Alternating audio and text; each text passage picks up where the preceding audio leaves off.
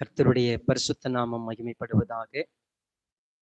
உங்கள் யாவரையும் ஆண்டவராகிய இயேசு கிறிஸ்துவினுடைய விலையேற பெற்ற நாமத்தில் அன்போடு இந்த நாளுடைய வேத ஆராய்ச்சிக்கு நான் வரவேற்கிறேன்.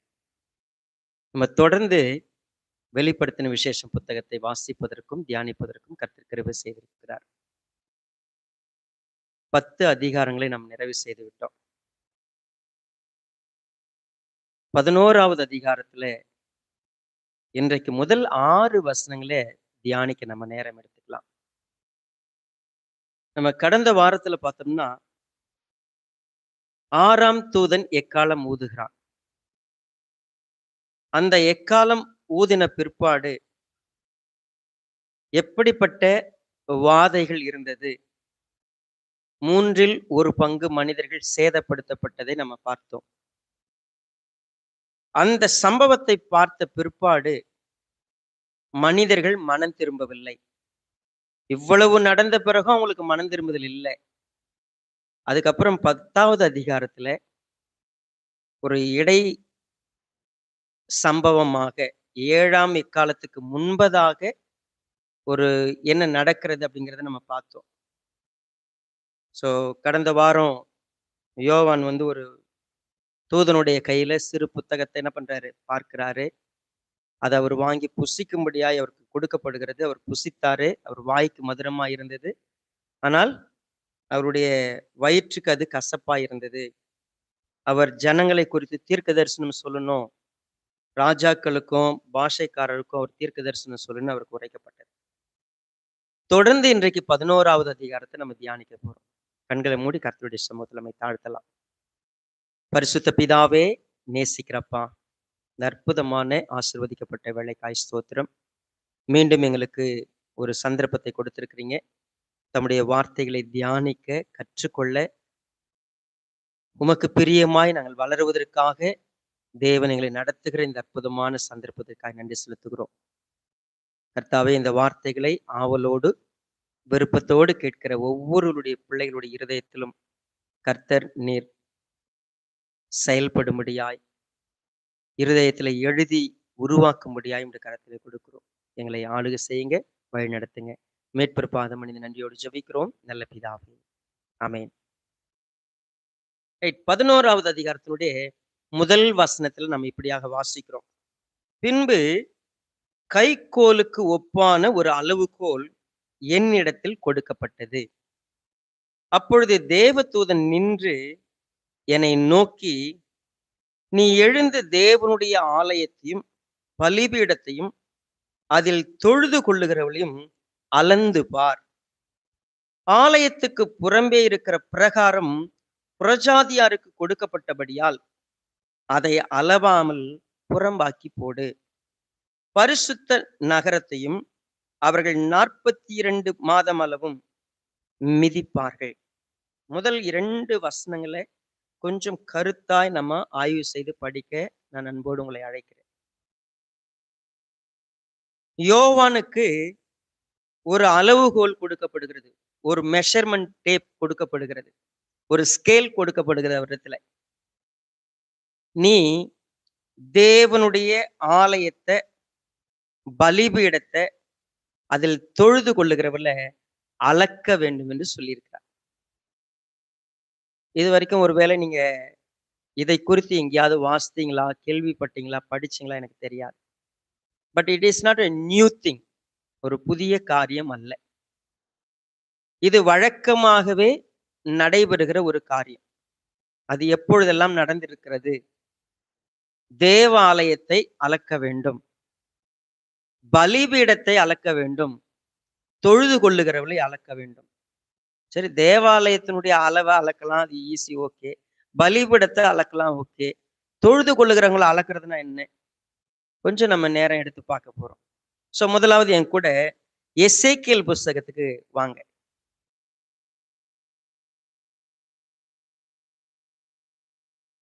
நாற்பதாவது அதிகாரம், எசேக்கியேல் 40.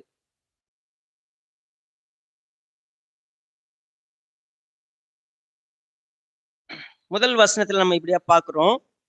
நாங்கள் சிறைப்பட்டு போன 25ஆம் வருஷத்தின் ஆரம்பத்துல 1ஆம் மாதம் 10ஆம் தேதியாகிய அன்றே கர்த்தருடைய கை என் மேல் அமர்ந்தது. அவர் என்னை அவ்விடத்திற்கு கொண்டு போனார். அப்பொழுது நகரம் அழிக்கப்பட்டு 14 வருஷம் ஆயிற்று.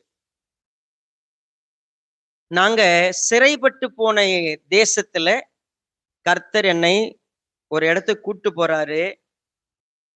தேவனுடைய நகரம் எருசலேம் அழிக்கப்பட்டு 14 வருஷம் கழிச்சு என்ன அங்க கூட்டு போறார். 3வது வசனம் பாருங்க. அவர் என்னை அங்கே கொண்டு போனார். இதோ அங்கே ஒரு புருஷன் இருந்தார். அவருடைய தோற்றம் வெண்கலமாய் இருந்தது.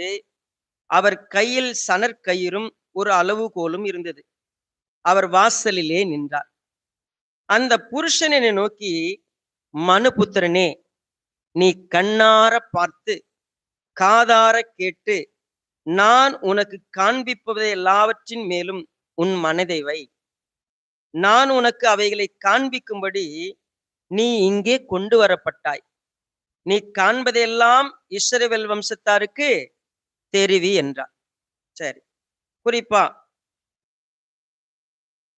6வது வசனம். அவர் கிழக்கு முக வாசலுக்கு வந்து அதன் படிகளின் மேல் ஏறி வாசற்படியை ஒரு கோல் அகலமாகவும் மறு வாசற்படியை ஒரு கோல் அகலமாகவும் அளந்தார். ஒவ்வொரு அறையும் ஒரு கோல் நீளமும் ஒரு கோல் அகலமுமாயிருந்தது. அறை வீடுகளுக்கு நடுவே 5 முழ இடம் விட்டிருந்தது. வாசலின் மண்டபத்தருகே உள்வாசற்படி ஒரு கோல் அளவும் இருந்தது. 17வது வசனத்தை பாருங்க. பின்பு என்னை வெளிப்பிரகாரத்துக்கு அழைத்து கொண்டு போனார். அங்கே அறை வீடுகளும் பிரகாரத்தின் சுற்றிலும் பதித்த தலவரிசையும் இருந்தது. அந்த தலவரிசையின் மேல் 30 அறை வீடுகள் இருந்தது.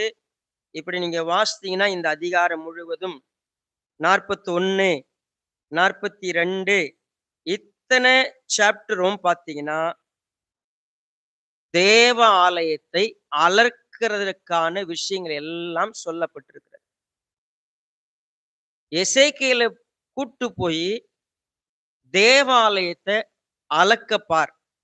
தேவாலயம் ஏன் அளக்கப்படுகிறது? நீங்கள் ஒரு விஷயத்தை புரிஞ்சுக்கணும். முதல் பரலோகத்துல இருக்கக்கூடிய ஆராதனை முறைகள், அந்த அமைப்புடைய மாதிரியை நீ சரியா பாருன்னு மோசேக்கு சொல்லி அதனுடைய அதே போல ஒரு மாதிரி என்ன பண்ணு, பூமியில உண்டு பண்ணுன்னு சொன்னார். கர்த்தருடைய கூடாரம் என்பது எப்படி இருக்க வேண்டும்? செகண்ட், தேவாலயம் கட்டணும்னு சொல்லும் பொழுது இந்த தேவாலயம் எப்படி இருக்க வேண்டும் என்று சொல்லி ஒவ்வொரு காரியத்தினுடைய அளவையும் தேவன் கொடுத்தார். இன்னும் சொல்ல போனா மோசேக்கு சொல்லும் பொழுது ரொம்ப ஜாக்கிரதையா கவனிக்கணும். இப்போ இருக்கக்கூடிய மெஷர்மெண்ட்னுடைய ஒருவேளை நீங்க புரிந்து கொள்ளணும்னு சொன்னா நான் சொல்றேன்.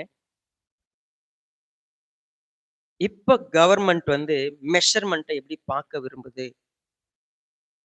நீங்க வந்து ஒரு கமர்ஷியல் பில்டிங் கட்ட போறீங்க அப்படின்னு சொன்னா, உதாரணத்துக்கு சொல்லலாம், ஒரு பார்ட்டி ஹால் நீங்க கட்ட போறீங்க. அல்லது ஒரு பொது ஜனம் கூடக்கூடிய ஒரு இடத்த நீங்க கட்ட போறீங்க அப்படின்னு சொன்னா, கவர்மெண்ட் வந்து ஒரு ஜிஓ பாஸ் பண்ணியிருக்கிறாங்க. என்ன பாஸ் பண்ணியிருக்கிறாங்க? உங்க பில்டிங் வந்து ஒரு 4000 சதுர அடியில நீங்க கட்டுறீங்க. 4000 சதுர அடி கட்டுறீங்க அப்படின்னா, சுற்றிலும் 4 பக்கமும் 20 அடி இடம், வழியிலிருந்து உங்களுடைய சுற்றி இருக்கக்கூடிய 20 அடி இடம் கவர்மெண்ட்டுக்கு நீங்க எழுதி கொடுத்துருக்கணும். கவர்னருக்கு எழுதி கொடுத்துடணும் அந்த இடத்த. அப்படி எழுதி கொடுத்தீங்கன்னா தான் உங்களுக்கு பர்மிஷன் கட்டுறதுக்கு. ஏன் அப்படின்னா, ஒரு ஆபத்துன்னு சொன்னா ஒரு ஃபயர் என்ஜின் வந்து சுத்தி வர்றதுக்கோ வேற ஏதோ ஒரு விஷயத்துக்கோ அந்த இடம் என்னவா இருக்கணும்? வசதியா இருக்கணும். சரி, ஒருத்தவங்க ஸ்கூல் கட்டிட்டாங்க. கட்டும் பொழுது 19 அடி தான் இருந்துச்சு. 1/2 அடி இல்ல. என்னங்க பெரிய தப்பு? 30 லட்சம் ரூபாய் காசு கட்டு. சாதாரணத்துல ஒரு 1/2 அடி விட்டுட்டோம்னா என்ன பிரச்சனை? உலகத்திலேயே இவ்வளவு பிரச்சனை அப்படின்னு சொன்னா தேவன் தன்னுடைய ஆலயத்தை மெஷர் பண்ண சொல்லியிருக்கிறார். எப்போ? முதல் சாலமோன் கட்டின தேவாலயம் இடிக்கப்பட்டாச்சு. தேவாலயம் இடிக்கப்பட்டு 14 வருஷம் ஆயிருச்சு.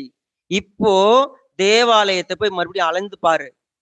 ஏன் அப்படின்னா, அதுல நிச்சயமா இடிக்கப்பட்ட பிற்பாடு ஒண்ணு ஒரு அடி கூடலாம், ஒரு அடி குறையலாம். என்னங்க பெரிய தப்பா இருந்துற போது? 1/2 அடி மிஸ் ஆயிடுச்சுன்னா என்ன ஆயிடும்? நம்ம யோசிக்கலாம். நீ போய் அல. சாதாரணமா இத இங்கோட நம்ம நிறுத்திட வேண்டாம். இன்னும் 2 இடங்கள பார்த்துட்டு, இதனுடைய சிக்னிஃபிகன்ட் என்னன்னு நம்ம புரிஞ்சுக்கணும். சரி, என் கூட ஆம், ஆபகுக் புத்தகத்துக்கு வாங்க பாப்போம். 3வது அதிகாரம். ஆபகுக் 3வது அதிகாரம்.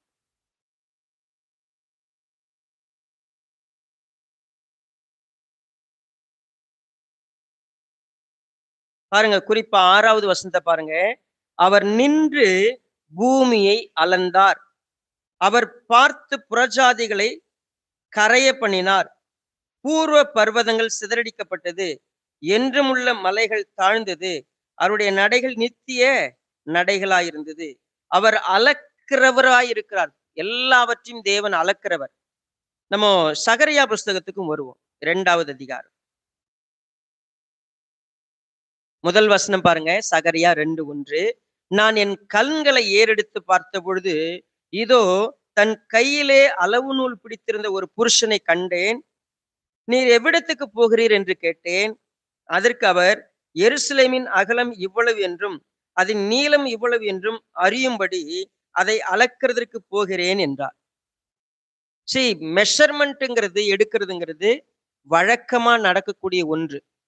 ஈவன் இந்த வெளிப்படுத்தின விசேஷம் 11வது அதிகாரத்துல மட்டும் இல்ல, 21வது அதிகாரத்தை நம்ம படிக்கும் பொழுது நம்ம திரும்ப படிப்போம். ஜஸ்ட் நம்ம ரெஃபரன்ஸுக்காக ஒரு முறை பார்த்துடலாம். 21வது அதிகாரம். வெளிப்படுத்தின விசேஷம் 21வது அதிகாரம். குறிப்பா பாருங்க, 15வது வசனம். என்னுடனே பேசினவன் நகரத்தையும் அதன் வாசல்களையும் அதன் மதிலையும் அளக்கிறதுக்கு ஒரு பொற்கோலை பிடித்திருந்தான். அந்த நகரம் சதுரமாயிருந்தது. அதன் அகலமும் நீளமும் சமமாயிருந்தது. அவன் அந்த கோலினால் நகரத்தை அளந்தான். அது 12,000 ஸ்தாதி அளவாயிருந்தது. அதன் நீளமும் அகலமும் உயரமும் சமமாயிருந்தது.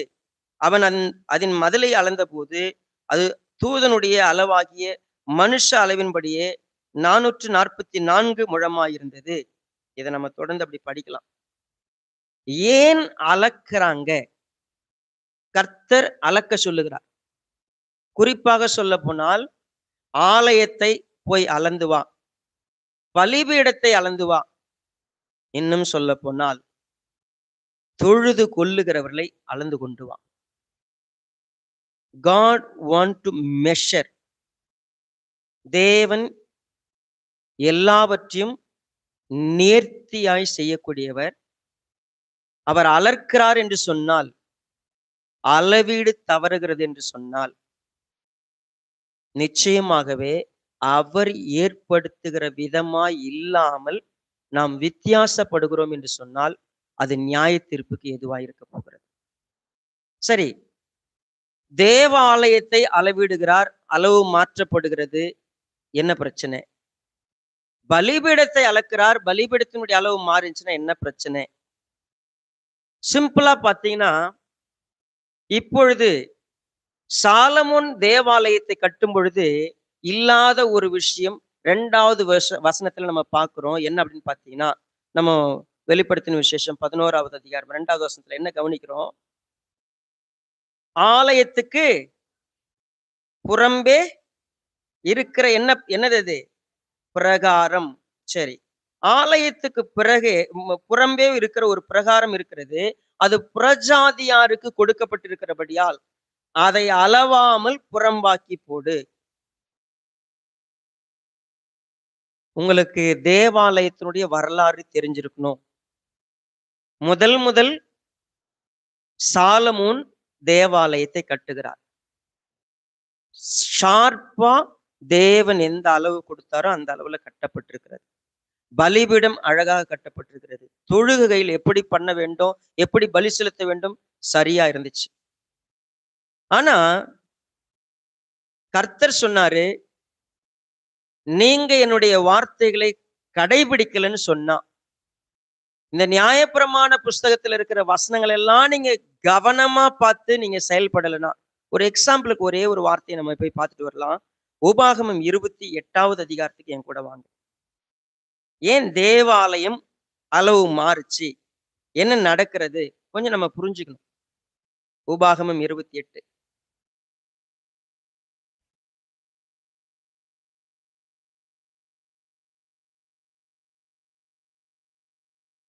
15வது வசனத்தை பாருங்க. இன்று நான் உனக்கு விதிக்கிற உன் தேவனாகிய கர்த்தருடைய எல்லா கற்பனைகளையும் கட்டளையின்படியும் நடக்க கவனமாயிருக்கிறதற்கு அவர் சத்தத்திற்கு செவிகொடாதே போவா ஆகில் இப்பொழுது சொல்லப்படும் சாபங்கள் எல்லாம் என்ன பண்ணப்படும்? உன் மேல் வரும்னு சொன்னார். சரி பாருங்க, குறிப்பா 52வது வசனத்தை பாருங்க. உன் தேசம் எங்கும் நீ நம்பியிருக்கும் உயரமும் அரணிப்புமான உன் மதில்கள் விழுமளவும் அவன் உன் வாசல்களில் எங்கும் உன்னை முற்றுகை போடுவான். உன் தேவனாகிய கர்த்தர் உனக்கு கொடுத்த உன்னுடைய தேசமெங்கும் உள்ள உன்னுடைய வாசல்கள் தோறும் உன்னை முற்றுகை போடுவான். உன் சத்துருக்கள் உன்னை முற்றுகை போட்டு நெருக்கும் காலத்தில் உன் தேவனாகிய கர்த்தர் உனக்கு கொடுத்த உன் கர்ப்பக்கனியாகிய உன் புத்திரிகளின் மாம்சத்தை தின்பாய். உன் சத்துருக்கள் உன் வாசல்களில் எங்கும் உன்னை முற்றுகை போட்டு நெருக்கும் காலத்தில் உன்னிடத்தில் செருக்கும் சுக செல்வம் உள்ள மனிதர் சகலத்தையும் இழந்து தன் இல்லாமையினாலே தான் தின்னும் தன் பிள்ளையின் மாம்சத்திலே தன் சகோதரனுக்காகிலும் தன் மார்பில் இருக்கிற மனைவிக்காகிலும் தனக்கு மீந்திருக்கிற தன் மக்களில் ஒருவனுக்காகிலும் கொஞ்சமேனும் கொடாதபடி அவர்கள் மேல் வன்கண்ணனாயிருப்பான். உன்னிடத்தில் சுக செல்வத்தினாலும் செருக்கினாலும் தன் உள்ளங்காலை தரையின் மேல் வைக்க அஞ்சின செருக்கும் சுக செல்வம் உள்ள ஸ்திரீ தன் கால்களின் நடுவே புறப்பட்ட தன் நஞ்சு கொடியின் நிமித்தமும் தான் பெற்ற பிள்ளைகளின் நிமித்தமும் தன் மார்பிலே இருக்கிற புருஷன் மேலும் தன் குமாரன் மேலும் தன் குமாரத்தின் மேலும் கண்ணலாய் இருப்பாள். உன் சத்துருக்கள் உன் வாசலில் உன்னை முற்றுகை போட்டு நெருக்கும் காலத்தில் சகலமும் குறைவுபடுவதனால் அவைகளை ரகசியமாய் தின்னுவாய். உன் தேவனாய கர்த்தர் என்னும் மகிமையும் பயங்கரமான நாமத்திற்கு பயப்படும்படி நீ இந்த புஸ்தகத்தில் எழுதியிருக்கிற இந்த நியாயப்பிரமாண வார்த்தைகளின்படி எல்லாம் நடக்க கவனமாயிராவிட்டால் கர்த்தர் நீங்காத பெரிய வாதைகளாலும் நீங்காத கொடிய ரோகங்களாலும் உன்னையும் உன் சந்ததியும் அதிசயமாய் வாதித்து நீ கண்டு பயந்த எகிப்தின் வியாதிகள் எல்லாம் உன்மேல் என்ன சொன்னார் அப்படின்னா, நீ கர்த்தருடைய வசனத்தை சரியா கடைபிடிக்கல, நீ கர்த்தருடைய வசனத்தின்படி நடக்கலன்னா உன்னுடைய எல்லா மதில்களும் முற்றுகை போடப்பட்டு ஒரு கல்லு மேல ஒரு கல் இல்லாதபடிக்கு எல்லாம் அழிக்கப்படும், டோட்டலா அழிக்கப்படும். எது வரைக்கும் அப்படின்னு கேட்டா, உனக்கு சாப்பிட்றதுக்கு எதுவுமே இருக்காது. கடைசியில நீ உன் பிள்ளையினுடைய மாம்சத்தை என்ன பண்ணுவ? சாப்பிடுவ. அதை இன்னொருத்தருக்கு கூட என்ன பண்ண மாட்ட? கொடுக்க மாட்ட, மறைச்சு வச்சுக்குவ. யாருக்குமே கொடுக்க மாட்டோம். என்ன அப்படின்னா, இது எவ்வளவு கொடூரம்னு யோசித்து பாருங்க. சாப்பிட்றதுக்கு பேலன்ஸ் இருக்கிறது பிள்ளைங்க தான். அந்த பிள்ளைய கொன்னு சாப்பிடுற ஒரு நேரம் வருதுன்னு சொன்னா, யாருக்காவது வீட்டுல இருக்கிறவங்களுக்கு கொடுப்பியான்னு கேட்டா ஒருத்தர் கூட கொடுக்க மாட்டேன். அந்த அளவுக்கு கடுமையான ஒரு நேரம் வரும். தேவன் சொல்லி வச்சார். ஏன் இவ்வளவு பயங்கரத்தை சொல்லி வச்சாரு? மனுஷங்க எப்படிப்பட்டவங்களா மாறிடுவாங்க.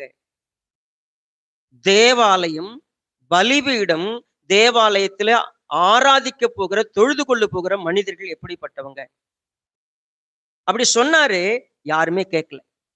இவ்வளவு எச்சரிப்பு சொல்லி அவங்க இந்த வார்த்தைகள் எதுவுமே கேட்காதனுடைய விளைவு சாலமோன் கட்டின தேவாலயம் இடிக்கப்பட்டது, தரைமட்டமாக்கப்பட்டது. 70 வருஷம் பாபிலோன் கூட்டு போயிட்டார். போனவங்க மத்தியில தான் எசேக்கியேல் தீர்க்க தரிசனமா பாக்குறாரு தேவாலயத்தை அளவு. ஏன்னா திரும்பி ஒருத்தன் கட்டணும், திரும்பி அது கட்டப்படணும். 70 வருஷம் கழிச்சு திருப்பி கூட்டு வந்தார்.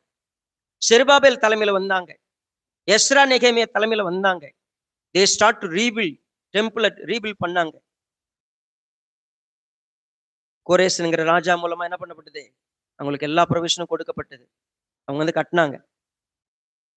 மறுபடியும் அந்த தேவாலயம் நிலைச்சிச்சான்னு கேட்டா இல்ல. மறுபடியும் இடிக்கப்பட்டது. அதற்கு பிற்பாடு ஆண்டவராகிய இயேசு கிறிஸ்துனுடைய காலத்துக்கு முன்பதாக மீண்டுமாக ஏரோதினால் தேவாலயம் மீண்டும் கட்டப்பட்டது. யார் கட்டினது? என்னங்க ஏரோது அங்க தேவாலயத்தை கட்டினாரு? ஆமா. ஏரோது எந்த வம்சத்தை சேர்ந்தவன்? ஏதோமின் வம்சத்தை சேர்ந்தவன். ஏரோது மிக முக்கியமாய் தேவாலயத்தை கட்டுவதற்கு பல காரணங்கள் இருந்தது. வழக்கத்துக்கு ஒரு வார்த்தை சொல்வார்கள். ஏரோதுக்கு மகனாய் பிறப்பதை காட்டிலும் ஏரோது விட்டு பன்றியாய் இருப்பது மேல் என்று சொல்லி. என்ன அர்த்தம்னு கேட்டா, பன்றியை பலியிட தயங்குகிற ஒருவன் 2 வயதுக்குட்பட்ட எல்லா குழந்தையும் கொன்று போடுவான். ஏரோது வீட்டுல பையனா இருக்கிறதுக்கு விட யாரா இருந்துட்டு போயிடலாம். பன்னிய பலியிட மாட்டான். ஆனா மனுஷங்களை கொன்று குவிக்கிறனா மாறுவான். ஏரோது கட்டின தேவாலயம் மீண்டும் AD 70 இடிக்கப்பட்டது. இன்னும் தேவாலயம் இல்லை. கர்த்தர் தம்முடைய தேவாலயத்தை திரும்ப கட்டுவதற்கு சித்தமுள்ளவராய் இருக்கிறார். கட்டப்போகிறார். அது எப்பொழுது கட்டப்படும்?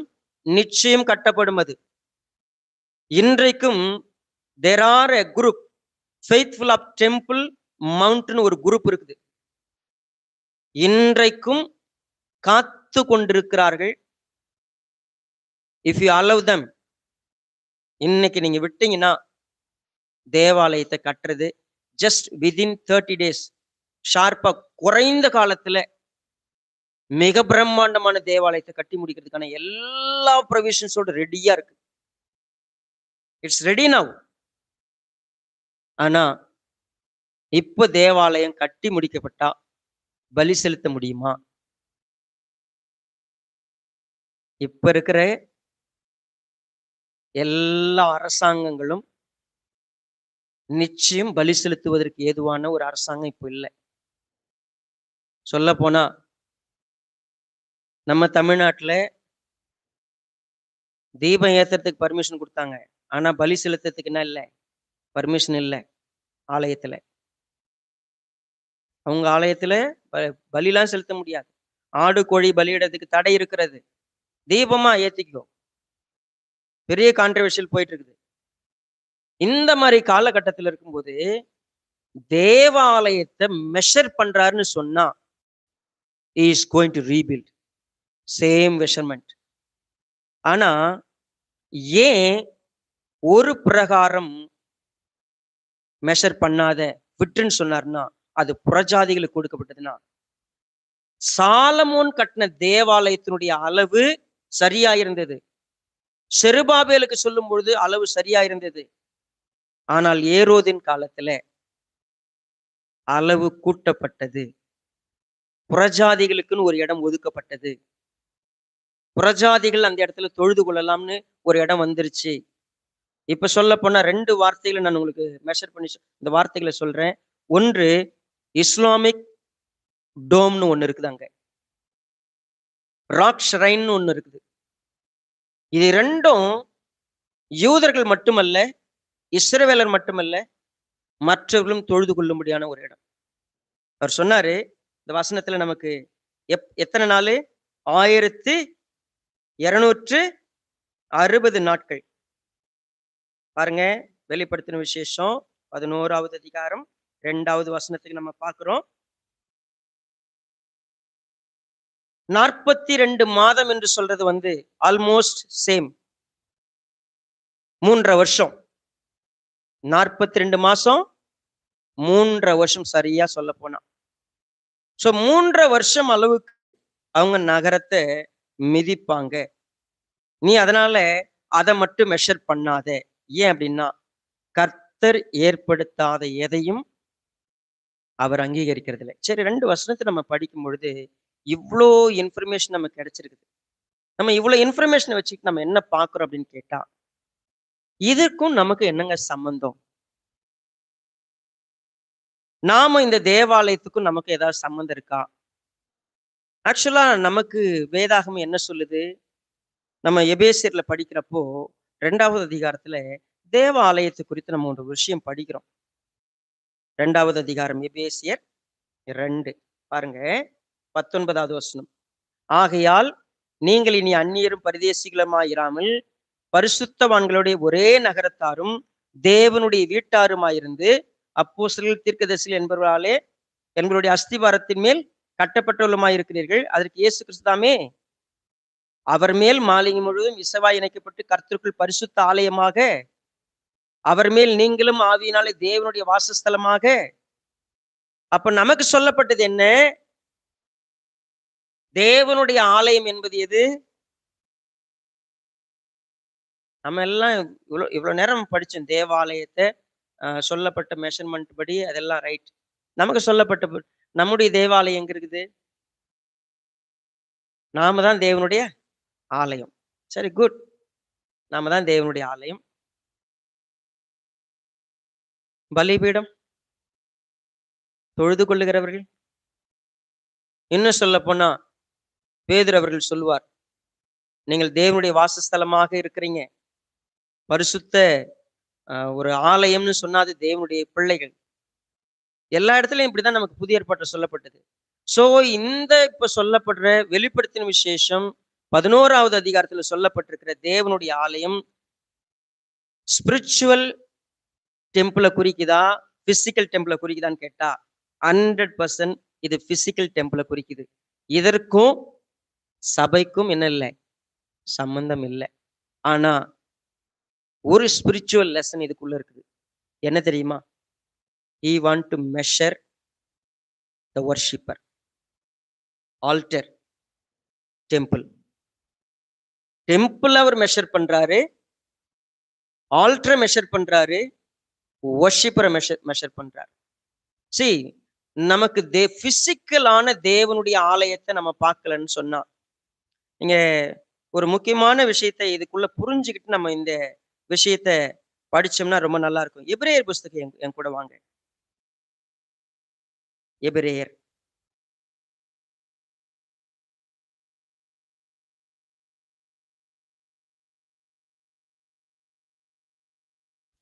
எட்டாவது அதிகாரம்.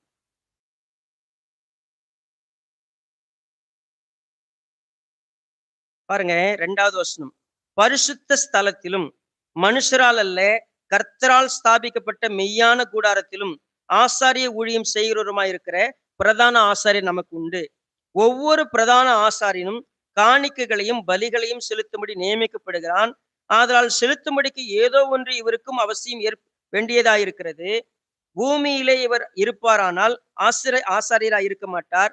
ஏனெனில் நியாயப்பிரமாணத்தின்படி காணிக்கைகளை செலுத்துகிற ஆசாரியர்கள் இவர்கள் செய்யும் ஆராதனை பரலோகத்தில் உள்ளவைகளின் சாயலுக்கும் நிழலுக்கும் அப்படியே மோசே கூடாரத்தை உண்டு பண்ண போகையில் மலையிலே உனக்கு காண்பிக்கப்பட்ட மாதிரின்படியே நீ எல்லாவற்றையும் செய்ய எச்சரிக்கையா என்று தேவன் அவனுக்கு, பாருங்க குறிப்பா அவர் சொன்னாரு,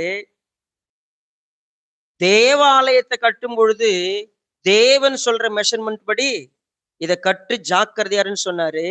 அப்போ பூமியில் இருக்கக்கூடிய தேவாலயம் தேவன் சொன்ன மாதிரி அப்படின்னு சொல்லி நம்ம படிச்சுட்டோம்.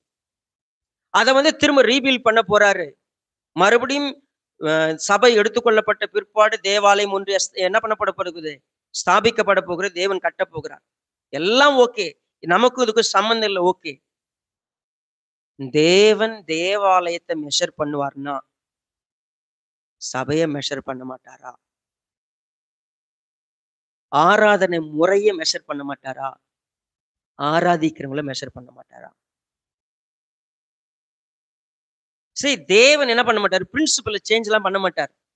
நான் என்னது ஆலயத்தை மெஷர் பண்ணிடுவேன், ஆல்டரை மெஷர் பண்ணுவேன், ஆராதனை முறைகளை மெஷர் பண்ணுவேன், அங்க தொழுதுகிறவங்களை மெஷர் பண்ணுவேன், உங்களெல்லாம் மெஷர் பண்ண மாட்டேன் அப்படின்னு என்ன பண்ண போறது இல்லை, விட மாட்டார். நமக்கே இதை எழுதி கொடுத்திருக்கிறாரு. ஏன் இந்த எபிரேயர் ஆக்கியோன் இதெல்லாம் நமக்கு சம்மந்தப்படுத்தி ஏன் எழுதி கொடுக்கணும்? அது பழைய ஏற்பாடு தானே. நாம ஏன் படிக்கிறோம் தெரியுங்களா? தேவன் நம்மளை கூப்பிட்டார், நீதான் தேவனுடைய ஆலயம்னு சொன்னார். அப்ப நம்மள மெஷர் பண்ண மாட்டாரா? நம்ம மாறி இருக்கிறோம். நம்ம சரியில்ல. அவனவன் தன் சரீரத்த பரிசுத்தமாயும், கனமாயும் என்ன பண்ணணும்? ஆண்டு கொள்ளணும். நம்ம மனச ஆண்டுக்கணும். நம்ம மனச கண்டதுக்கும் குடுத்துட்டு, ஆல்டர் மாரி ஒண்ணு இருக்குது நம்ம மனசு தேவனுக்கு. அவர் தங்குற இடம். அதை எல்லாத்துக்கும் வித்துட்டு, ஆண்டவர ஆராதிச்சுக்கிட்டு உட்கார்ந்திருப்போம். நம்ம சரீரம் அவர் தங்கியிருக்கிற தேவாலயம். அத கண்ட மேனிக்கு நம்ம இதெல்லாம் பண்ணிட்டு, நான் ஆண்டவர ஆராதிக்கணும்னு சொல்லிட்டு இருப்பேன். He is going to measure. அவர் தேவனுடைய ஆலயத்த மெஷர் பண்ண சொன்னாருன்னா, ஒரு பிரின்சிபல் இருக்கு. நம்ம ஏன் பயந்திருக்க கூடாது? நம்ம ஏன் பயப்படுறது இல்ல தெரியுங்களா? நம்ம இப்போ யாத்திரையாகும் புஸ்தகத்துல மன்னிக்கணும், உபாகமம் புஸ்தகத்துல படிச்சோம். இப்படியெல்லாம் நீ கீழ்ப்படினா அப்படிலாம் நடக்கும்னு சொன்னாரு. அவங்க பயப்படவே இல்ல. நீ யாருக்கு அஞ்சி பயப்படுற? நீ கர்த்தருக்கும் பயப்படுறதில்ல, கர்த்தருடைய வார்த்தைக்கும் பயப்படுறதில்ல, தீர்க்க தரிசனங்களுக்கு பயப்படுறதில்ல. நிச்சயம் தேவன் இவையெல்லாம் நடைபெற பண்ணியிருக்கிறார்ன்னு வாசித்த பிறகும் பயப்படுறதில்ல. நீ துணிகரம் கொண்டு இருதயத்துல உன் இஷ்டத்துக்கு நீ எதற்கெல்லாம் விட்டு கொடுக்கணுமோ விட்டு கொடுத்து, பொருளாசையோடு உண்மையாவே பலவிதமான இச்சைகளுக்கு இடம் கொடுத்து, நான் கர்த்தரை ஆராதிக்கிறேன். உண்மையாவே நான் கர்த்தருடைய சுவிசேஷத்துக்கு ஏற்றபடி நான் இருக்கிறேன்னு சொல்லி, நான் மேல் புறத்துல சொல்லலாம். உள்ள ஒண்ணு இருக்குல்ல. என்ன அளப்பாருன்னு சொன்னா, என்ன மெஷர் பண்ணுவார்ன்னு சொன்னா, என்ன செக் பண்ணுவார்ன்னு சொன்னா, எவ்வளவு குறைய அவரால பார்க்க முடியும். See, he is going to measure. He is going to examine. He is going to check. அவர் நிச்சயம் ஆராய்ஞ்சு பார்ப்பார். சீர்தூக்கி பார்ப்பார். நான் அவருடைய வருகையில சபையில எடுத்துக்கொள்ளப்படணும்னு சொன்னா, எனக்கு உண்மையவே நான் எடுத்துக்கொள்ளப்பட்ட பிற்பாடு அதுக்கப்புறம் நடக்கிற விஷயம்லாம் எனக்கு இல்லதான். ஆனா எடுத்துக்கொள்ள இடத்துல நான் இருப்பனாங்கிறதான இப்ப கேள்வி. சபை எடுத்துக்கொள்ளப்படும் பொழுது ஒருத்தி எடுத்துக்கொள்ளப்படுவா, ஒருத்தி கைவிடப்படுவா. 2 பேர் எந்திரம் அரைச்சிட்டு இருப்பாங்க. ஒருத்தி போயிருவா, ஒருத்தி இருப்பா. 2 பேர் உழுதுகிட்டு இருப்பாங்க. ஒருத்தன் போயிருவான், ஒருத்தன் நிப்பான்.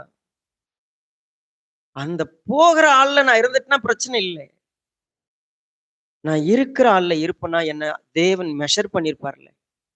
அப்ப நான் படிக்கிறப்போ இது உண்மையாவே இஸ்ரவேலர்களுக்கு பொருந்தும்.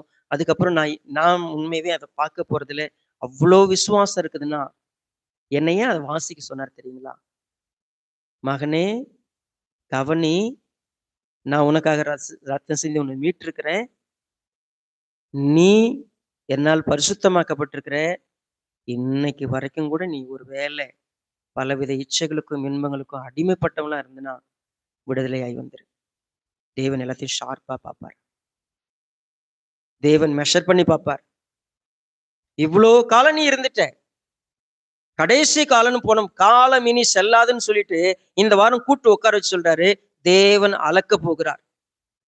அவர் கரெக்டா அளவுகோல் வச்சுக்கிறார். 1 இன்ச்சு கூட மிஸ் ஆகாம அளக்க போறார். அவர் எல்லாத்தையும் நூல் பிடிச்சு பார்ப்பார். ஒருவேளை பாத்தீங்கன்னா மாஸ்டர் செக்கப்புக்கு போனா கம்ப்ளீட் செக்கப்ல உச்சந்தலை முதல் உள்ளங்கால் வரைக்கும் என்னதுன்னு செக் பண்ணிருவார். எங்கெல்லாம் டிஃபெக்ட் ஆயிருக்குது, எங்க பாக்டீரியா இருக்குது, எங்க வைரஸ் இருக்குது, எங்க நீ எல்லாமே டீகே ஆயிட்டு இருக்குது தெரியும். அங்க இன்னைக்கு என்னை மெஷர் பண்ண போற கர்த்தர்கிட்ட முன்னாடி நான் யாரா நிக்க போறேன்? என்னுடைய மனசை பார்க்கிறார் அவர். என்னுடைய உள்ளத்துல நான் எப்படிப்பட்ட தெளிவோட, எந்த பயத்தோட என்னை பார்க்கிற தேவனுக்கு முன்னாடி நான் எப்படி இருக்கணும்னு சொல்லி நான் நிக்க போறேன். இது ரொம்ப முக்கியமான ஒன்று. ரைட், நம்ம இப்ப 3வது வசனத்துக்கு போலாம். பாருங்க, 3வது வசனத்துக்கு போறதுக்கு முன்னாடி இன்னொரு முக்கியமான விஷயத்தையும் நம்ம கவனிச்சுட்டு போயிடலாம். 2வது வசனத்துல நம்ம இதை கவனிக்கிறோம். என்ன அப்படின்னு கேட்டீங்கன்னா, புறஜாதியார்கள் என்ன செய்வாங்க? ஒரு 3.5 வருஷம் நம்ம பார்த்தோம் இல்லைங்களா? 42 மாதம் அளவும் மிதிப்பார்கள். இன்னும் சொல்ல போனா பாழாக்குகிற ஒரு அருவருப்பு நடக்கும். தேவனுடைய ஆலயத்தை அப்படி அவங்க மிதிப்பாங்க. அருவருப்பா நடக்கும்.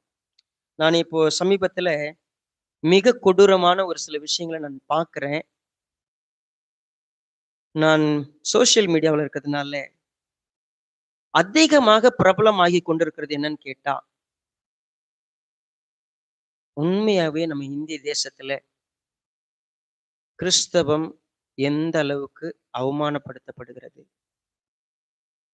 விக்கிரகத்தை வணங்கக்கூடியவங்க எந்த அளவுக்கு துளிர் விட்டு வளர்ந்து வேகமா வளர்ந்துகிட்டு இருக்கிறாங்க, என்னெல்லாம் செய்ய போறாங்க, இன்னும் மெஜாரிட்டியா என்னெல்லாம் பண்ணுவாங்க, கர்த்தர் அதை அனுமதிக்கிறார்.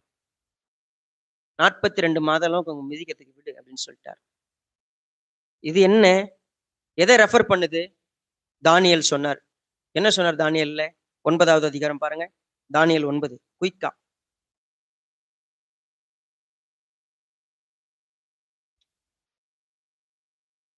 தானியேல் தீர்க்கதரிசன புத்தகம் 9வது அதிகாரம் 27வது வசனம் பாருங்க. நான் உங்களுக்காக வாசிக்கிறேன்.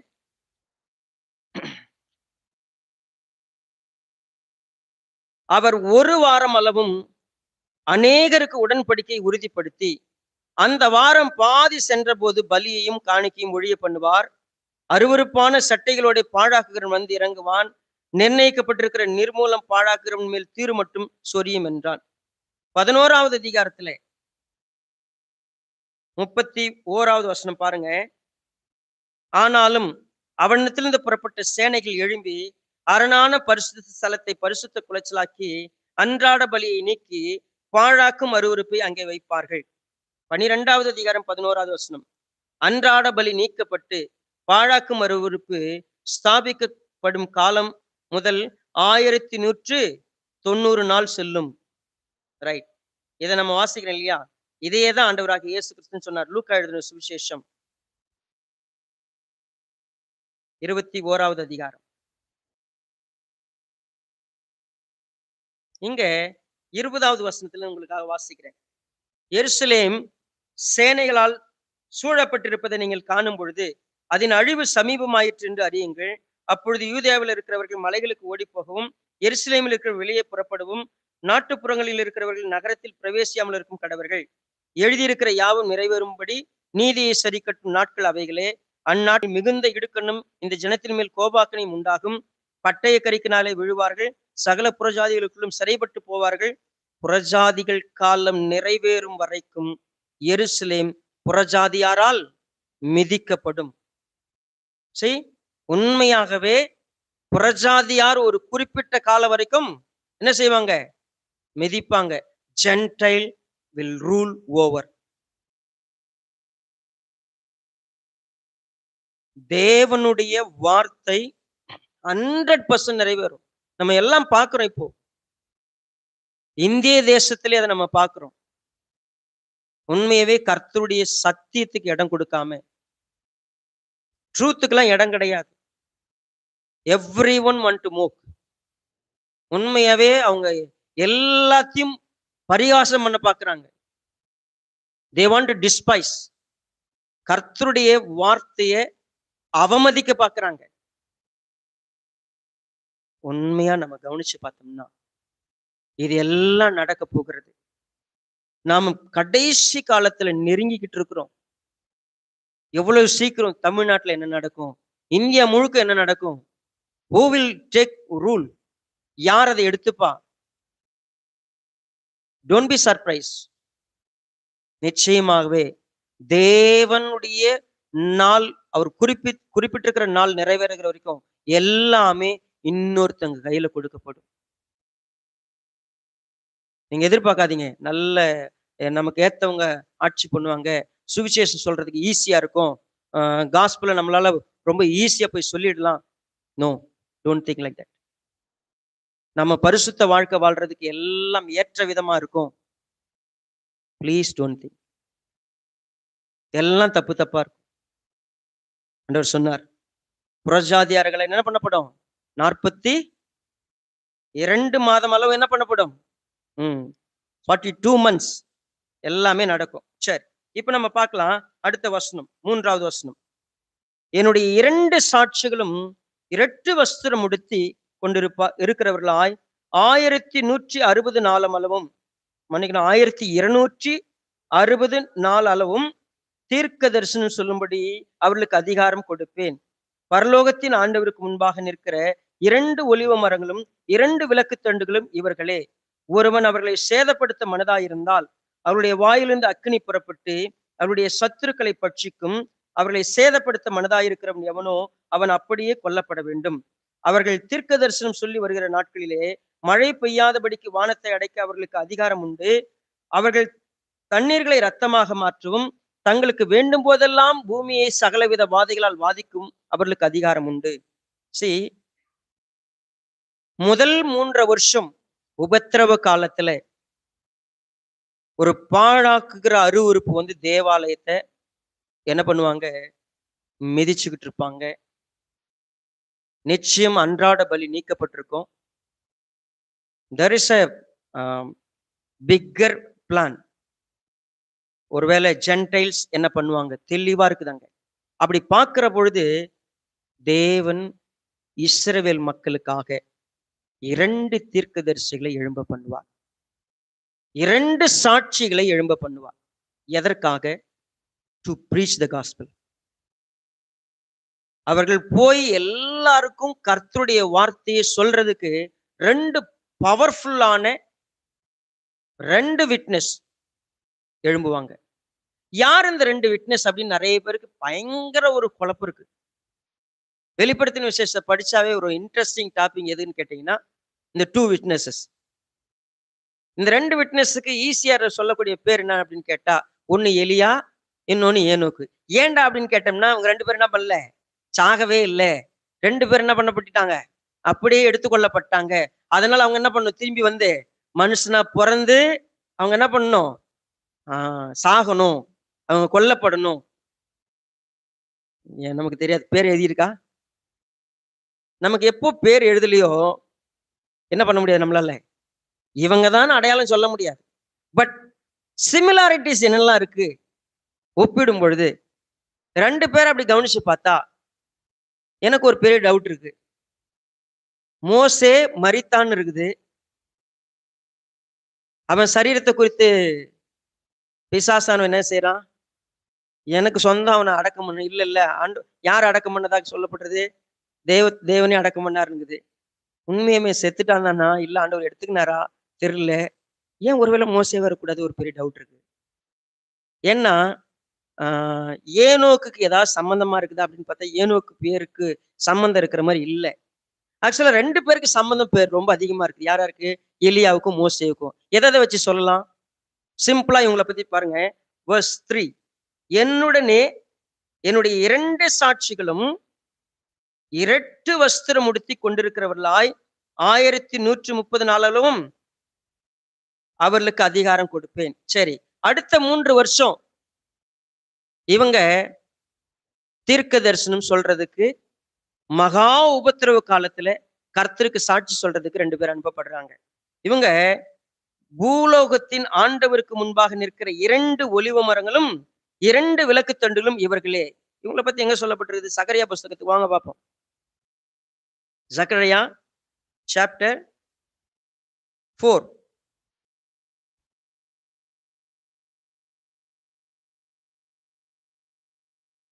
இவங்களை குறித்து சொல்லப்படுற வார்த்தைகளை கவனிச்சு பார்த்தோம்னா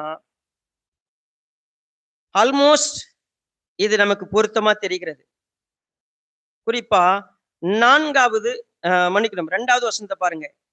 நீ காண்கிறது என்னவென்று கேட்டார். அதற்கு நான் இதோ முழுவதும் பொன்னினால் செய்யப்பட்ட குத்து விளக்கை காண்கிறேன். அதன் உச்சியில் அதன் கிண்ணமும், அதன் மேல் அதன் 7 அகல்களும், அதன் உச்சியில் இருக்கிற அகல்களுக்கு போகிற 7 குழாய்களும் இருக்கிறது. அதன் அருகே கிண்ணத்திற்கு வலதுபுறமாக ஒன்றும் அதற்கு இடதுபுறமாக ஒன்றும் ஆக 2 ஒலிவ மரங்கள் இருக்கிறது என்றேன். நான் என்னுடனே பேசின தூதன் நோக்கி, ஆண்டவனே இவைகள் என்னவென்று கேட்டேன். என்னோட பேசின தூதன் மறுமொழியாக, இவைகள் என்னதென்று உனக்கு தெரியாதா என்றார். ஆண்டவனே எனக்கு தெரியாது என்றேன். பதில் சொல்லிட்டாரா, சொல்லிட்டே வராரு. ரைட், இப்போ 11வது வசனம். பின்பு நான் அவரை நோக்கி, குத்து விளக்கு வலதுபுறமாகவும் இடதுபுறமாகவும் இருக்கிற இந்த 2 ஒலிவ மரங்கள் என்னவென்று கேட்டேன். மறுபடியும் நான் அவரை நோக்கி, 2 பொற்குழாய்கள் வழியாய் தொங்கி பொன்னிறமான எண்ணெயை தங்களிலிருந்து இறங்க பண்ணுகிறவர்களாகிய ஒலிவ மரங்களின் 2 கிளைகள் என்னவென்று கேட்டேன். அதற்கு அவர், இவைகள் என்னதென்று உனக்கு தெரியாதா என்றார். ஆண்டவனே, எனக்கு தெரியாது என்றேன். அப்பொழுது அவர், இவைகள் 2ம் சர்வலோகத்துக்கும் ஆண்டவராயிருக்கிறவன் சமூகத்தில் நிற்கிற. ஓகே, இவங்க தான் அவங்க. யார் இவங்க? பெரிய சந்தேகம் இருக்குது.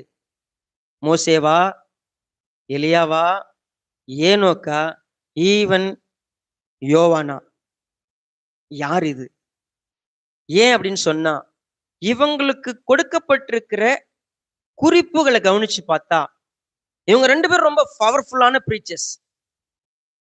பவர்ஃபுல்லான பிரீச்சர்ஸ்ன்னு பார்த்தா, எலியாவுக்கு இருந்த ஒரு ஸ்பிரிட் வந்து ரொம்ப பவர்ஃபுல்லான ஸ்பிரிட். ஓகே, மோசே வந்து ரொம்ப பவர்ஃபுல்லான ஸ்பிரிட் உள்ளவளா இருந்தாரான்னு கேட்டா, எஸ், சம்டைம் வாதைகளை அனுமதிச்சது. உண்மையாவே அங்க பாத்தீங்கன்னா எல்லா வாதைகளையும் கையாண்ட விதத்தெல்லாம் கவனிச்சு பார்த்தா, மோசே ஒரு பவர்ஃபுல்லான சொல்லலாம். பவர்ஃபுல்லான பிரீச்சர். யோவான் பயங்கரமான பிரீச்சர். ஏனோக்கு பிரீச்சரா? Yes, he was also preacher. அவன் என்ன பண்ணான்? ஆதாமுக்கு 7ஆம் தலைமுறையாக ஏனோக்கு என்ன செஞ்சான்? கர்த்தர் வருகிறாருன்னு எல்லாருக்கும் பிரசங்கம் பண்ணவன் அவன் தான். ஓகே, எல்லாருக்குமே அந்த சான்ஸ் இருக்குது. பட் சிமிலாரிட்டிஸ் எங்க ஒத்து போது பார்க்கலாம். வாங்க மறுபடியும் வெளிப்படுத்தின விசேஷம் 11வது அதிகாரம் பாருங்க. 2 பேரும் யாருன்னு பார்த்தா, ஒருவன் அவர்களை சேதப்படுத்த மனதாயிருந்தால் அவர்களுடைய வாயிலிருந்து அக்கினி புறப்பட்டு அவருடைய சத்துருக்களை பட்சிக்கும். இத நம்ம ஃபர்ஸ்ட் என்ன பண்ணலாம்? யாருடைய வாயிலிருந்து அக்கினி புறப்பட்டு பட்சித்திருக்கிறது? 2 ராஜாக்கள் 1வது அதிகாரம், 2 Kings chapter 1 verse 12. நம்ம இங்க பார்க்கிறோம், எலியா அவர்களுக்கு பிரதியுத்தரமாக, நான் தேவனுடைய மனுஷனானால் அக்கினி வானத்தில் இறங்கி உன்னையும் உன் 50 பேரையும் பட்சிக்க கடவுது என்றான். உடனே தேவனுடைய அக்கினி வானத்திலிருந்து இறங்கி அவனையும் 50 பேரையும் பட்சித்தது. எலியா மழை பெய்யக்கூடாதுன்னு சொன்னான், மழை பெய்யல. சோ 2 குறிப்புகள் யாருக்கு பொருத்தமா தெரியுது? எலியாவுக்கு பொருத்தமா தெரியுது. மழை பெய்யக்கூடாதுன்னு கட்டளையிடவும் அவங்களுக்கு அதிகாரம் இருக்குது. என்ன விதமான வாதைகளையும் அவங்களை என்ன பண்ணலாம்? பயன்படுத்தலாம். எதற்கு? அவங்கள ப்ரொடெக்ட் பண்றதுக்கு. ஏன் சொல்லுங்க? மகா உபத்திரவத்தின் காலத்துல பாழாக்குகிற அருவருப்புக்கு அவ்வளவு வல்லமா இருக்கும். யார வேணா ஈஸியா என்ன பண்ணிட முடியும்? எதிர்த்திட முடியும். இந்த 2 விட்னஸ் இருக்காங்கல்ல, அவங்களை எதிர்க்கிறதுக்கு யாராலும் கூடாது. அவங்க எங்க வேணா போய் சுவிசேஷம் சொல்றதுக்கு தைரியம் உள்ளவங்களா போக முடியும். ஏன்னா அவங்க நினைச்சா வானத்துல இருந்து என்ன பண்ண முடியும்? அக்கினிய அவங்க வாயிலிருந்து அக்கினி புறப்பட்டு ஒருத்தனை எரிச்சிரும். அவங்க நினைச்சா எதை வேணா ஸ்டாப் பண்ணலாம். அவங்க நினைச்சா ஒரு சுனாமியை கொண்டு வரலாம். அவங்க நினைச்சா என்ன வேணா பண்ணலாம். அந்த அதிகாரம் அவங்களுக்கு வரப்போகுது. சோ உண்மையாவே அப்படி கவனிச்சு பார்த்தா, 2 witness, they will be powerful, they will be protected like anything to share the gospel. 2 சாட்சிகளும் ரொம்ப பவர்ஃபுல்லா இருக்க போறாங்க. சரி, எலியாவுக்கு பொருந்துச்சு, இன்னொருத்தருக்கு யாருக்கு பொருந்தும்? யாராவது இருக்கிறாங்களா? சிம்பிளா சொல்ல போனா, நீங்க எரேமியா புஸ்தகத்துக்கு வாங்க என் கூட.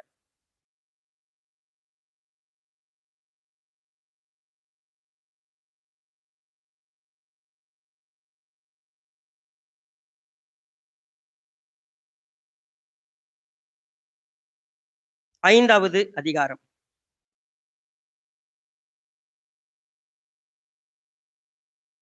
எரேமியா சொல்றாரு, கர்த்தருடைய ஊழியக்காரன் இருக்கக்கூடிய வல்லமை என்ன அப்படின்னு பார்த்தா, 14வது வசனத்தை பாருங்க. 13ல இருந்தே வாசிக்கலாம்.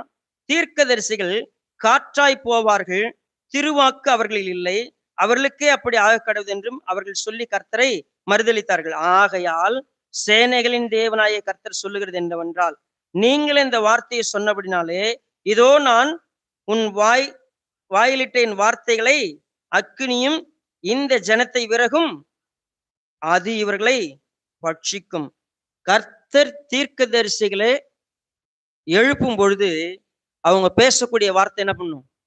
யார வேண்டுமானாலும். எரேமியாலாம் அவ்வளவு பயங்கரமான ஸ்பிரிட் உடையவர். கர்த்தர் எரேமியா எழும்ப பண்ணி என்ன பண்ணாரு? உன்னை 1வது அதிகாரத்துல நம்ம வாசிக்க முடியும். எல்லா மக்களுக்கும் விரோதமா உன்னை நான் நிறுத்துறேன். ராஜாக்களுக்கு விரோதமா, பிரபுக்களுக்கு விரோதமா, எல்லா ஜனங்களுக்கு விரோதமா நீ இப்ப நிக்க போற. ஆண்டவரே, நான் ரொம்ப சின்ன பையன். உன்னை சின்ன பையன் என்ன பண்ணாத? சொல்லாத. நான் உன்னை அழைத்திருக்கிறேன். நான் உன்னை அனுப்புகிற கர்த்தர். நான் உன் கூட இருப்பேன். சரி, நம்ம வசனத்தெல்லாம் படிக்கணும்ல. தீர்க்கதரிசிகளுக்கு இப்படிப்பட்ட ஒரு பவர்ஃபுல் இருக்குதுன்னு சொன்னா, ப்ளீஸ் லிசன். நம்ம எல்லாருமே தேவனுடைய பிள்ளைகள். நாம பேசினா அக்கினி புறப்பட்டு ஒருத்தவங்களை போய் அழிக்க போறதில்ல. நாம வானத்துல இன்னைக்கு மழை பெய்யக்கூடாதுன்னா அப்படின்னு என்ன பண்ண போறதில்ல? ஸ்டாப் ஆக போறதில்ல. we are not going to have that like that. என்ன சொல்லுது? ஒரு மாதிரி ஒரு எக்ஸ்ட்ராடினரியான ஒரு வேலை சயின்ஸ் அண்ட் ஒண்டர்ஸ் நம்ம கிட்ட இருக்குல்ல. But we are the witness of gospel. நாமும் கர்த்தருக்குன்னு சாட்சி சொல்லக்கூடியவங்க.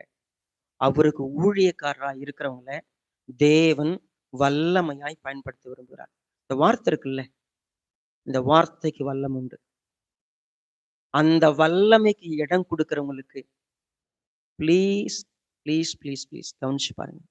கர்த்தர் தம்முடைய ஊழியக்காரன் மூலமா சொல்ற வார்த்தை இருக்குல்ல, அதற்கு ஒருத்தவங்க கீழ்ப்படுகிறாங்கன்னா அது வல்லமையாய் அவங்களுக்குள்ள கிரியை செய்யும்.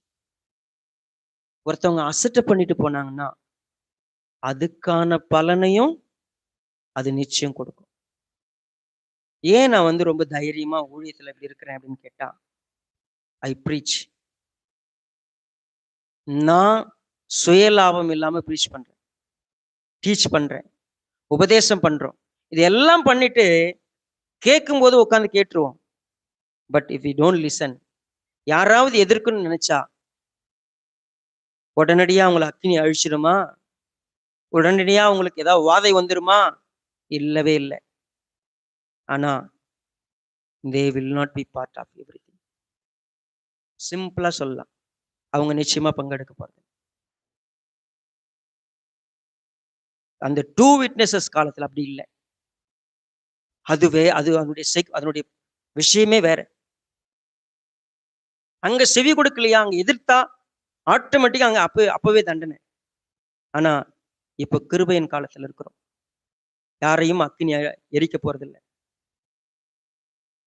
ஆரம்பத்துல கவனிச்சிங்களா? உங்களுக்கு எருசலேமில தேவாலயம் பில்டப் ஆயிட்டு வரும்போது பொய் சொன்ன உடனே, நீ தேவனிடத்துல பொய் சொன்னாயின்னு சொன்ன உடனே அவங்க என்ன பண்ணிட்டாங்க? விழுந்து செத்தாங்க. நம்ம தானே அனனியா சஃபீரா. they died on the spot because just their lie. அவங்க பொய் சொன்னதுனால. கர்த்தருடைய வார்த்தையை எதிர்த்து நின்னவங்கலாம் அப்பவே தண்டனை இருந்துச்சு. ஏன் போற காலத்துல தேவன் அதெல்லாம் அதை ஒரு எச்சரிப்பா ஏன் வச்சாரு? நாம கர்த்தருடைய வார்த்தையை கேட்கறதில்ல. தம்பி, இந்த பாதையில போகாத, நீ இப்படி செய்யாத, இது கர்த்தருக்கு விரோதமானது, இப்படி நடக்காதுன்னு சொல்ற வார்த்தையெல்லாம் நம்ம கேட்கலன்னா என்ன ஆயிட போகுது?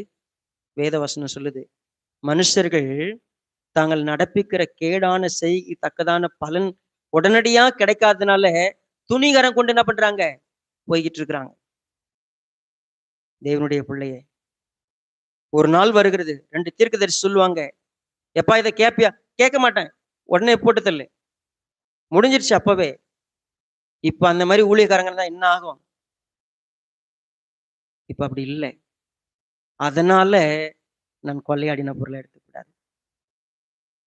எனக்கு ஆண்டவர் அன்பா சொல்லி கொடுக்கிறார், வாசாமி, கத்துக்கோ, திருந்திக்கோ, சரி பண்ணிக்கோ.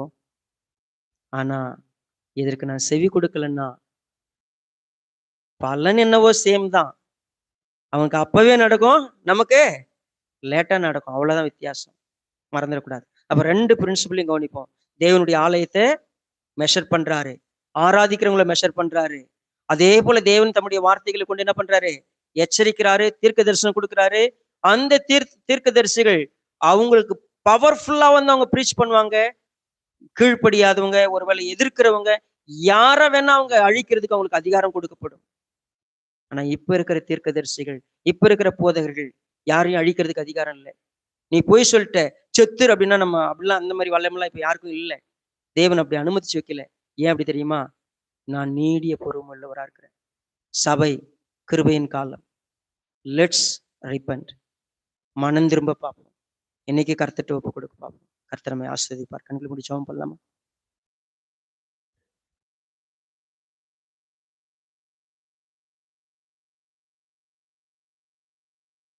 எங்களை நேசிக்கிற எங்கள் நல்ல பிதாவே, நீர் ஆசீர்வதித்திருக்கிற இந்த அற்புதமான நேரத்துக்காய் ஸ்தோத்திரம். மீண்டும் எங்களுக்கு ஒரு சந்தர்ப்பம் கொடுத்து படித்துக் கொள்ளும்படியான வாய்ப்பை கொடுத்திருக்கிறீங்க. சபை எடுத்துக்கொள்ளப்பட்ட பிற்பாடு நடக்கக்கூடிய சம்பவங்களை நாங்கள் படித்துக் கொண்டு வருகிறோம். இஸ்ரவேலர்களுக்கு எப்படிப்பட்ட ஒரு வாய்ப்பு கிடைக்கப் போகிறது, எப்படி தேவாலயம் திரும்பவும் கட்டப்பட போகிறது, அதுல எப்படி பாழாக்குகிற அருவருப்பு வந்து இறங்கப் போகிறது, அதனுடைய முடிவு என்ன, எப்படி 2 சாட்சிகள் எழும்பி கர்த்தருக்காக சாட்சியிடுவார்கள், அவர்களுக்கு எப்படிப்பட்ட அதிகாரம் வல்லமையும் கொடுக்கப்படும், அவர்கள் என்ன செய்வார்கள், எல்லாம் நாங்க படிக்கிறோம். இதெல்லாம் ஏன் நாங்க படிக்கிறோம்? சபையில் இருக்கிறோமே. எங்கள் கர்த்தாவே, கிருபையின் காலத்துல இருக்கிற நாங்க இந்த மாதிரியான நிலைமையிலே இல்லாம அன்போடும் இரக்கத்தோடும் கருணையோடும் மிகுந்த பொலைட்டான வார்த்தைகளோடும் சொல்லி சொல்லி சொல்லி மனம் திரும்ப சொல்லி எங்களுக்கு அழைக்கிற நீடிய இரக்கமுள்ள தேவனிடத்துல நாங்க இருக்கிறோம். சர்வ வல்லவருக்கு முன்பதாய் நிற்கிற 2 அபிஷேகம் பண்ணப்பட்டவங்களுக்கு கிடைக்கிற வல்லம் இன்னைக்கு ஊழியக்காரங்களுக்கு இருந்தா என்ன நடக்கும்? எத்தனை ஆத்துமாக்கள் சபையில நாங்க நிற்போம்? நீ எவ்வளவு மோசமான பாவம் செஞ்சிருக்கிற, நீ கர்த்தருடைய வார்த்தைக்கு கீழ்ப்படியல அப்படின்னு ஒருவேளை ஊழியக்காரங்க பேசின மாத்திரத்துல மறிக்கிறவங்களா இருந்தா நீங்க எத்தனை பேர் சபையில மீந்திருப்போம்? அப்படிலாம் இல்லாம கர்த்தர் இரக்கம் பாராட்டி இருக்கிறீங்க. நாங்க இப்பொழுதே உணர்ந்து பார்த்து மனம் திரும்ப உதவி செய்யுங்க. கர்த்தருடைய வார்த்தை பிரசங்கிக்கப்பட்டிருக்கிறது. நாங்கள் கேட்டும் கேளாதவர்கள் போல, கேட்டும் கடினப்பட்டவர்களாக, அலட்சியம் பண்ணுகிறவர்களாக நாங்கள் இருக்கிறோம். எங்களுக்கு உதவி செய்யுங்கப்பா. மனம் திரும்ப கிருபை தாங்க. உம்முடைய வார்த்தை தொடர்ந்து எங்களை நடத்தட்டும். இந்த ஐக்கியத்தை எங்களுக்கு ஏற்படுத்தி, வார்த்தையை கொடுத்து, எங்களை உணர்வுள்ளாய் மாற்றுகிற தம்முடைய கிருபைக்காய் நன்றி செலுத்தி, மீட்பர் பாதம் நன்றியோடு ஜெபிக்கிறோம் நல்ல பிதாவே. ஆமென்.